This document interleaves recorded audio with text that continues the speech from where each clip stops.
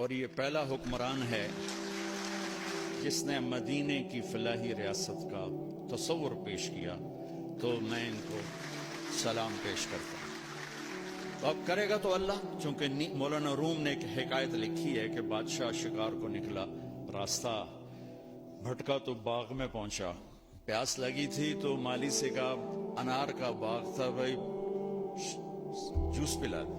اس نے ایسے نچوڑا ایک انار تو پورا گلاس بھر گیا۔ تو بادشاہ کے دل میں آیا کہ اس پر تو ٹیکس لگنا چاہیے، یہ ٹیکس فری کیوں ہے؟ تو اس نے کہا ایک اور پلا۔ اس نے دوسرا نچوڑا تو گلاس آدھا ہوا۔ تو بادشاہ نے کہا پہلے بھر گیا اب آدھا۔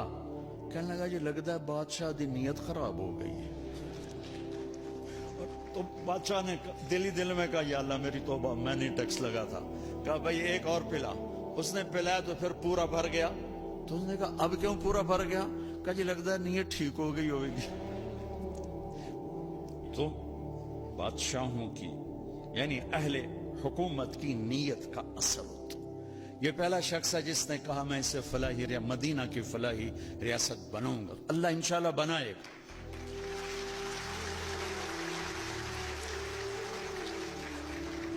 ہم یہ کیوں کہیں کہ نہیں ہو سکتا؟ کیوں نہیں ہو سکتا؟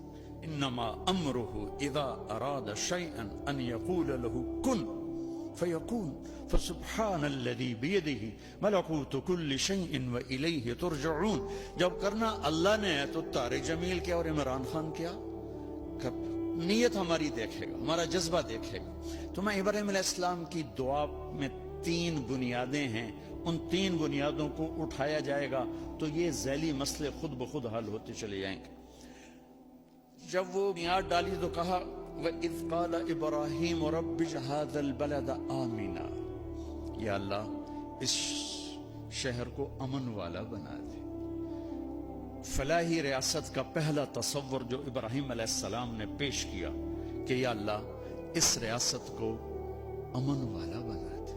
اور امن والی ریاست اس وقت بنتی ہے جب نظام عدل مضبوط ہو اور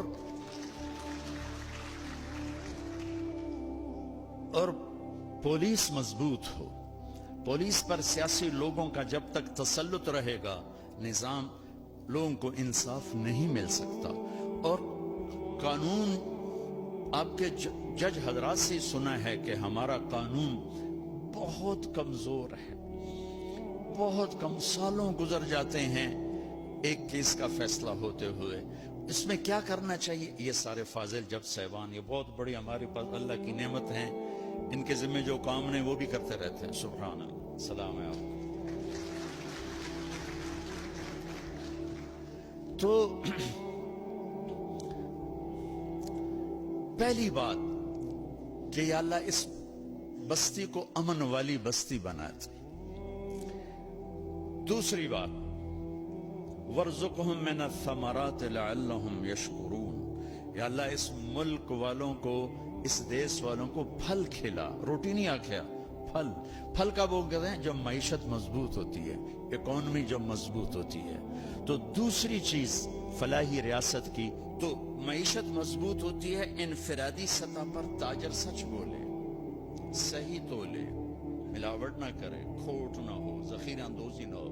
اور حکومتی سطح پر ہے کہ سود کو نکالا جائے، اور ہر وہ شق جس سے مال چند ہاتھوں میں آ جاتا ہے اس کی حوصلہ شکنی کی جائے تو معیشت مضبوط ہوتی۔ تیسری فرمائی ربنا وابعث فیہم رسولا منہم یتلو علیہم آیاتک ویعلمہم الکتاب والحکمت ویزکیہم انک انت العزیز الحکیم۔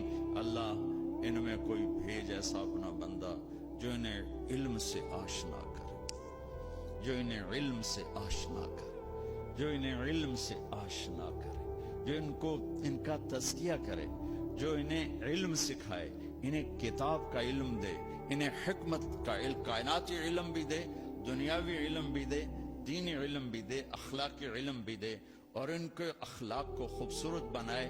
تو یہ 3 بنیادیں ہیں جناب چیف جسٹس کہ امن ہو،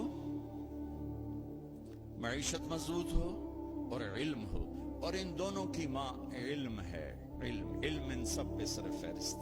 کہ علم انفرادی سطح پر چور کو چوری سے روکے، وہ یہ کہے گا اللہ دیکھ رہے ہیں۔